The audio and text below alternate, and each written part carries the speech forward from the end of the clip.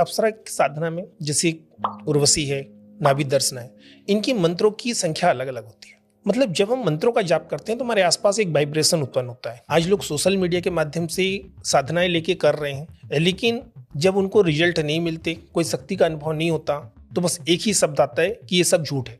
अप्सरा चाहती है प्रेम, चाहे मित्र के रूप में हो, चाहे प्रेमिका के रूप में हो, चाहे पत्नी के रूप में हो। तो अगर आप उसे संपूर्ण भाव से प्रेम करेंगे, अपना संपूर्ण भाव उसके लिए समर्पित करेंगे, तो बिल्कुल वो आपको सिद्ध। अब यहाँ पे आते हैं वचन। अगर साधक पहले से विवाहित है तो पत्नी रूप में कभी भी इसकी साधना ना करे। तो क्या सर आपने अप्सरा साधना की है? लेकिन इनमें एक और शर्त होती है इनकी कि हम उनके बारे में कुछ।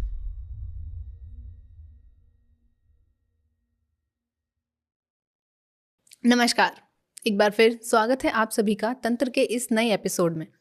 तंत्र में हम जब भी सुंदरता वर्ड सुनते हैं तो हमारे जहन में एक चेहरा बनता है जो है अप्सरा। अप्सरा साधना तंत्र में सिर्फ सुंदरता का एक चेहरा नहीं है, वो एक सटल एनर्जी है। आज के इस एपिसोड में हम अप्सरा साधना के मंत्रों के ऊपर बात करने वाले हैं कि कैसे जब अप्सरा साधना करते हैं तो उसके मंत्र किस तरीके से होते हैं, क्या उनके मंत्रों की विधि होती है और किस तरीके से एक मंत्र के थ्रू हम उस अप्सरा साधना को सिद्ध कर सकते हैं। तो इन्हीं सब क्वेश्चंस के ऊपर बात करने के लिए आज हमारे साथ हैं तांत्रिक निखिल सर। तो चलिए सर का स्वागत करते हैं और सर से जानते हैं कि अप्सरा साधना में मंत्रों की क्या भूमिका है और किस तरीके से उन मंत्रों की सिद्धियां करके हम अप्सरा की साधना कर सकते हैं। नमस्कार सर। जय माता दी, जय मां कामाख्या। कैसे हैं सर आप? भगवती कृपा। तो सर जैसे मैंने हमारी ऑडियंस को बताया कि आज हम अप्सरा साधना की बात करने वाले हैं, क्योंकि तंत्र में जब भी सुंदरता वर्ड हम सुनते हैं तो दिमाग में एक ही जो इमेज है वो बनती है अप्सरा की, क्योंकि अप्सरा को हमने सुना है कि तंत्र में बहुत खूबसूरत होती है।